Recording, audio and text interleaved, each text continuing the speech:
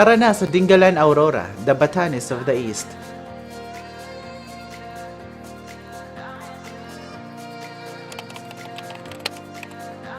Ito ay may layo na 4 to 5 hours land travel from Metro Manila at di na rin kalayuan ang sikat na surfing destination ang Baler Aurora. Mas mainam na bumiyahe from Manila ng madaling araw around 2 AM para sakto ang dating mo sa DINGALAN entry point at masaksihan mo ang sunrise.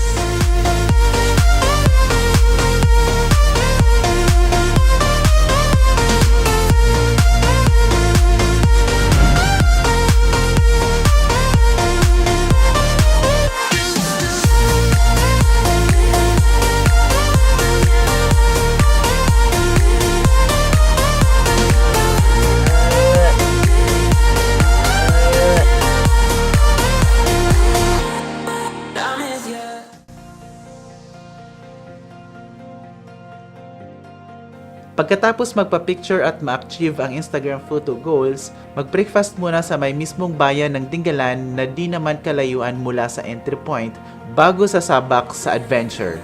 Pagkatapos mag-breakfast at handa na sa adventure, tayo na at simulan na natin ang adventure. Proceed na sa DINGALAN feeder port kung saan tayo sasakay ng bangka papuntang White Beach area and jump off point para sa hiking bago maabot ang inaasam na Batanes Experience. Mula sa feeder port, sasakay tayo ng pump boat ng mahigit 15 minutes para marating ang White Beach kung saan pwede mo na mag-swimming bago umakyat sa bundok.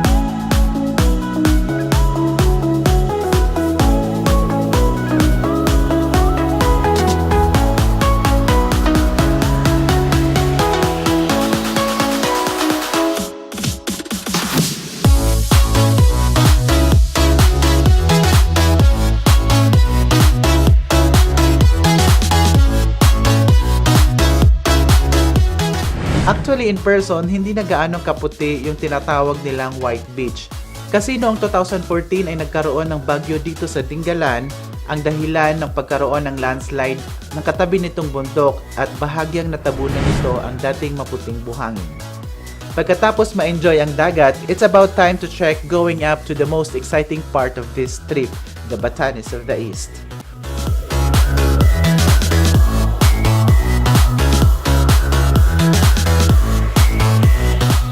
Though the trekking is good for beginners, pero tibayan ang puso at tuhod natin para sa hiking kasi it's around 20 to 30 minutes ang trekking paakyat. At pagkatapos ng nakakahingal at pag-akyat ng bundok, ito naman ang papawi ng inyong pagod, the Batanes of the East.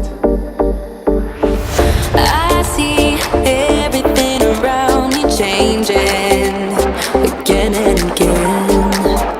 Can't stay in this dead end relation, 'cause it's fading to gray. I feel everything inside me changes over and over again. Can't wait knowing that our love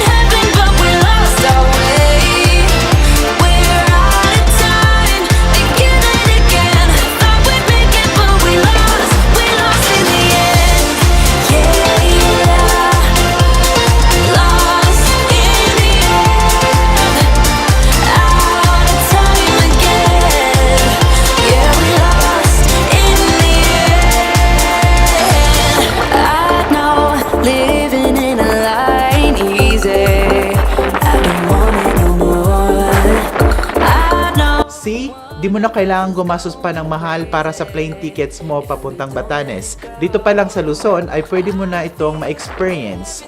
Pero wala pa rin tatalo talaga kung ma-experience mo ang totoong Batanes. At isa yun sa mga dream destinations ko dito sa Pilipinas. Travel goal kumbaga. Pagkatapos mag-emote para sa Instagram photos mo, tayo na't ipagpatuloy ang adventure. Sa di naman kalayuan ay tanaw mo na rin ang lighthouse. Kailangan nyo lang mag-traverse papuntang lighthouse at ito'y maghatid na naman sa inyo ng kakaibang experience at Instagrammable photos. Another 10 to 15 minutes of trekking para marating ang lighthouse.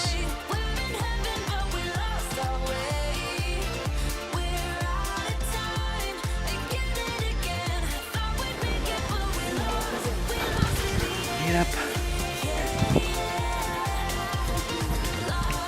Yan.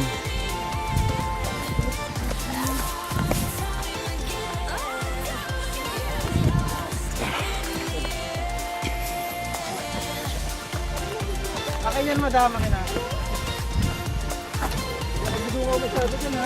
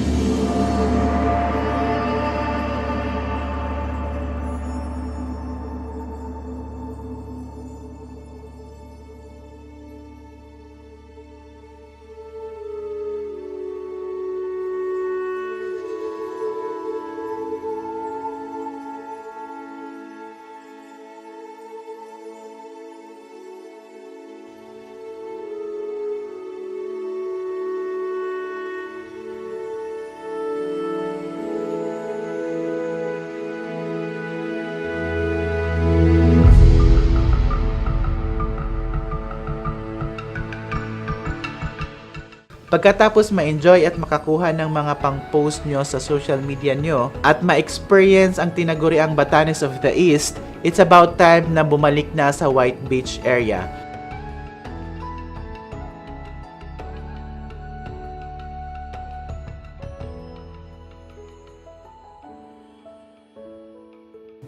And it's another 20 minutes trekking going down. At siguradong pagod at gutom na tayo sa kaka-trek. Well, nothing to worry. Bottle fight is the answer.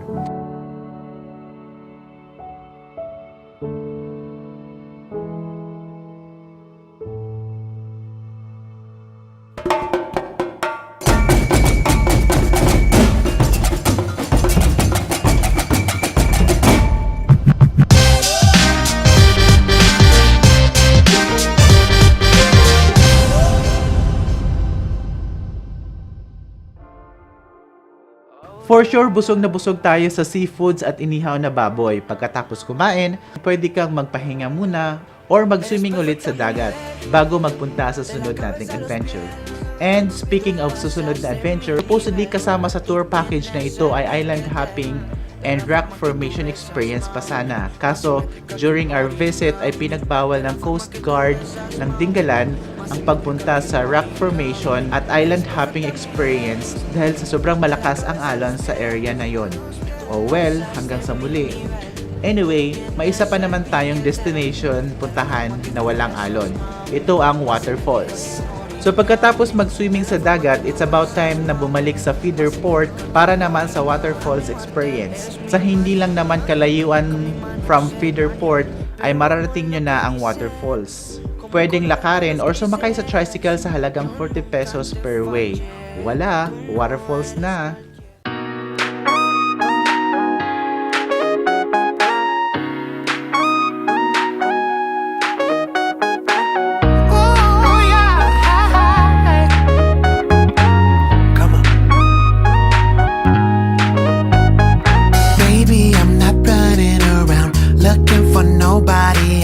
I've got one thing on my mind. I already hear the bells.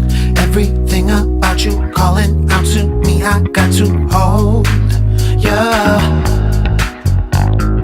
Baby, I'm not running around looking for nobody else. I've got one thing on my mind. I already hear the bells. I'm a victim of love calling out to me. So paano makarating sa Dingalan? Well, the most easiest and hassle-free ay ang tinatawag nilang tour group joiner. It cost me around 1,000 pesos only. Maraming mga Facebook group where you can find an organized tour such as Solo Traveler Budgetarian Facebook group. Or pwede ka namang mag-DIY for more exciting experience. From Pasay or Cubao, ride a Victory Liner, Baliwag or 5-star going to Cabanatuan City Main Terminal. Then, transfer to Dingalan-bound buses via Dingalan Express bus. In just 4 to 5 hours, you are in Dingalan, Aurora. Hanggang sa muli nating adventure mga lakwatseros, because travel is life. Kaya, mag-subscribe ka na sa Ron Travel Life, your travel guide. And click that tiny bell para updated ka sa mga travel guide, tips, videos, and adventure natin. And see you on our next travel adventure.